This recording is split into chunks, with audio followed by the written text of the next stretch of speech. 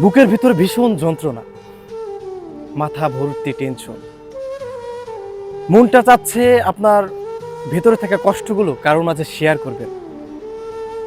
আমি সাজেস্ট করব শেয়ার করেন না। এই পৃথিবীর মানুষগুলো দুর্বলতার সুযোগ নেয়। আপনি আপনার ভেতরে থাকা কষ্টর কথাগুলো যখন শেয়ার করবেন, তখন সে বুঝে যাবে আপনার দুর্বল জায়গাটা কি। এবং কিছু কিছু মানুষ আছে আপনার সামনে হয়তো মুখ বন্ধ করে সব কথা শুনবে, কিন্তু আপনার কাছের মানুষ যারা আছে তাদের কাছে গিয়ে আপনার কষ্টের কথাগুলো বলবে আর হাসবে। কি লাভ? মানুষের কাছে হাসির পাত্র হয়ে কি লাভ? ওই যে বলে না মানুষে যে মনের ভেতরে চেপে থাকা যে কষ্টগুলো আছে কারোর মাঝে শেয়ার করতে হয়, মনটা হালকা হয়। আমি মনে করি যদি আপনার ভেতরে থাকা কষ্ট জমে থাকে ভীষণ পরিমাণ, এক আকাশ সমান, দয়া করে কোনো মানুষকে বলবেন। যদি বলতে হয় সৃষ্টিকর্তার কাছে বলবেন।